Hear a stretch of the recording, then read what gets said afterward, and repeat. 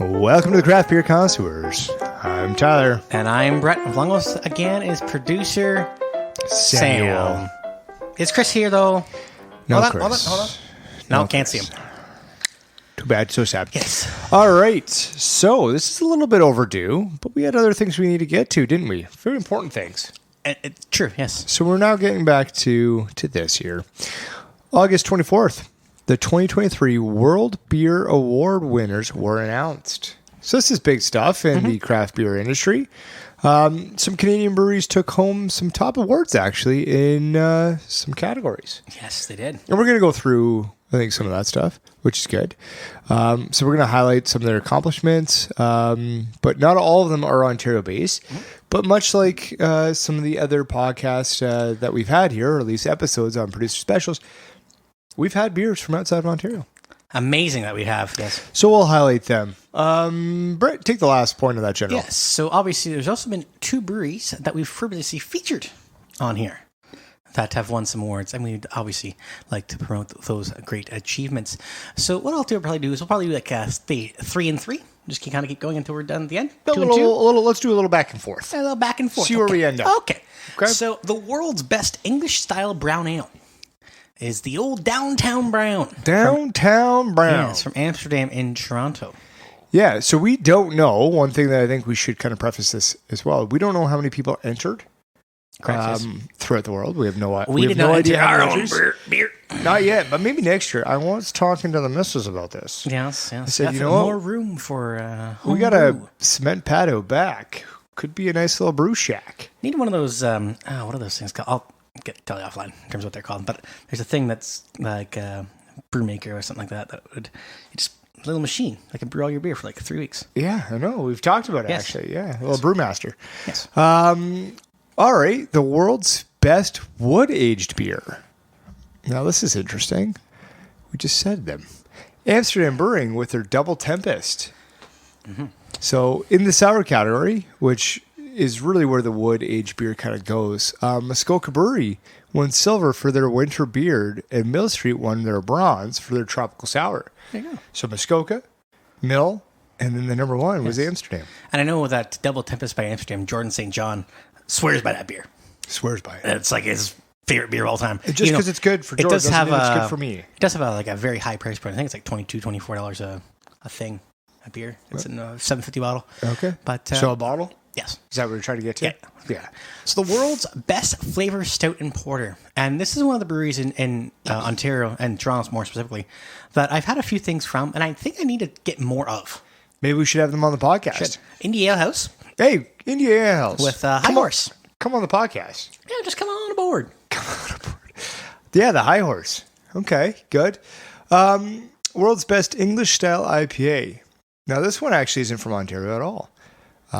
Which this is what kind of leads me to wonder, right, of how many entries there were. No shot at Banded Peak Brewing in Calgary with their Summit Seeker, which won. But you would think an English style IPA might be done better, in different parts. Well, at least in Calgary, they speak English, right? So, probably it. Good call. I Good think call. so. Yeah. Speaking of a place where they predominantly do not speak English, Quebec. Oh, Quebec. For the world's best session IPA. Yep. I'm going to try this one and give it my best solid effort. La Voix Malty, La Malt Avanti. Very good. Yes. Not bad. And Jonquière, Quebec. In the IPA category, so Muskoka won bronze for their Mad Tom and Drifter. So they won 2 bronze there. Yeah. With the Mill Street also taking home a bronze for their cold IPA, which is good because I actually have that cold IPA in my fridge.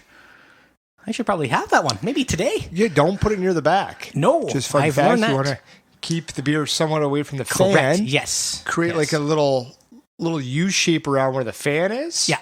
And then it allows the air to dissipate evenly so none of them get frozen. You want to know what they call that? Science. Yeah. Mad Tom, good beer. Yes, I actually think I have another one. I mean, that seems to be one that I have from time to time.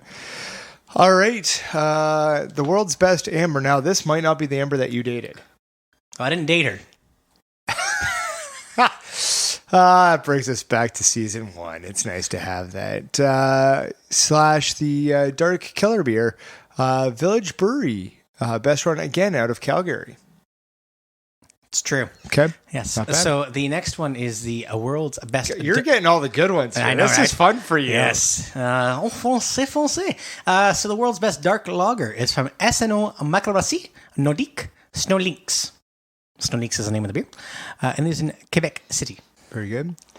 Now, instead of the dark lager, we got to go to the world's best light lager, which was Stanley Park Brewing Electro Lager out of Vancouver. Never been to Vancouver, Brett. You've been to Vancouver. Yes, and I actually went to Stanley Park Brewing. And have you had the Electro Lager? I'm going to have to look back on that. I think I did have a lager, but I don't think it was that one per se. Okay, well, you missed out. I did, apparently. Other kind of top beers from there, Cowbell Brewing won bronze for their Shindig, which is a staple, I think, especially in these parts here. We usually see these light lagers as we've kind of termed or said before, is training wheel beers to the craft brewery industry for their Shindig, and then Mill Street Bronze for their organic, original organic lager, which I think we've all had before too. Absolutely. Right? It's not bad. Yeah. Not one of my No, favorites, not my favorite. but No, finish. again, taking that original organic kind of approach. Sure. The world's best no or low alcohol lager is from Lagarière, Tablon, sans alcohol, Saint-Jean-sur-Richelieu in Quebec. I love how this worked out so far for you. What? I took French through grade 11. I know some French. I know how to pronounce words en français. Yeah, they'll love that. World's best American style pale ale. Hey, try this one. I'll take this I one. like the name on this one, though. This is great. It is. So this is Microbrasserie Trois Lacs, the La Juicy. I think I need to get my hands on that beer. La Juicy? You need to get on La Juicy for sure. It's funny, actually. There is some sweatpants that I might wear to one of our baseball events that I should see if I can fit into. You'll love them. But yeah, this is out Vendrier d'Orient out of Quebec City. Additionally, there was the Muskoka Cream Ale, won gold, while Cowbell's Absent Landlord, as well as their Bobcat, each took home the silvers. I believe it's pronounced Bobcat. And Babcat. They got the Babcat and the Absent Landlord. It's Yes. Cowbell. It's Blythe. You can put a little twang into it, bud. Come on now. Fair enough. So, world's best framboise. Okay. Okay. Macarossi La Chousse in Franc-Bois de Hevel, which is in Quebec City. It is. Good job. Yeah. The world's best goes out. I like that. Is Microbrasserie Moulin 7, which would be set. Yes. Which is their Niège de Tête, which was from Asbestos, Quebec City. I didn't realize. I love how we've got Quebec City spelled out, and yours, Madge, is... I So it's just Quebec. I'm not in. Okay. That's interesting that there's a whole city in Quebec based on asbestos. That's great. Yeah, I mean, it was good when they first put it in, but, after 12 years, asbestosis kicked in. It was Exactly. a tough time for the kids. The world's best lambic does not come from Quebec. I can actually make sense of this. It does come back to India House and is the Elemental Magic. Okay. And that's in Toronto. Toronto. Very good. Toronto. Yes, God, your English is just as well. This is a very interesting one to put in. But I think it's kind of cool because there's not a whole lot of grape ales. We Left Field just had the Grape Concord as well. But yeah, there's not a whole lot that's out there. So the world's best grape ale, again, the India Ale House, which was the Vine Song 6. That is 6, not 6. Anyway. Very good. But yeah, no. As you can see, a lot of great beers coming out of Ontario, Quebec, and Calgary and Vancouver. I think that's one thing that we really haven't done yet that we need to do is make a trip to Quebec. We should, and we were close with Broken Stick last year, but we were pretty close. That's about the most Quebec brewery we've been to. Yeah. But I think we do need to make an adventure to Quebec whenever we get a chance. Obviously, lives are busy, but they could also send us beers too. I mean, I wouldn't mind focusing on some of their beers if they want to send us some beers. Thing. They just go to Quebec. But that means I have to spend more time with you. We have to get a different producer. Then that producer is going to be bragging about going to Quebec. We could just go to Quebec the same weekend and not see each other. Like you cover the north half, I cover the south half. Why am I taking the north? I'd rather the south. You cover Montreal, cover Quebec City. Okay. Well, divide and conquer. Yeah, divide and conquer. All right, let's do that then. All right, so that was in August when those were announced. So our apologies for being a little bit late on that, but I think some of the other producer specials took a little bit more precedent. I think so. Yeah, Yes.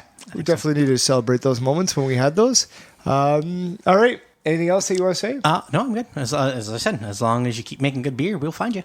Yeah, it's got to be the world's best, though. Exactly. World's best beer. We've had a couple of those world's best beers. For your And we need to have more. world's best craft beer podcast, the Craft Beer Connoisseurs. Oh, slight brag, but also probably pretty true. There you go. Thank you for listening. That's going to be it for today's producer special. Thanks again for listening, as I previously mentioned. Keep on listening every other Thursday as Craft Beer Connoisseurs releases a new episode, and on our off Thursdays for these unique producer specials. And remember to drink responsibly. Do not drink and drive. So from all of us and the still missing Chris, producer Sam, I'm Tyler. And I'm Brett. And together we're the Craft Beer Connoisseurs.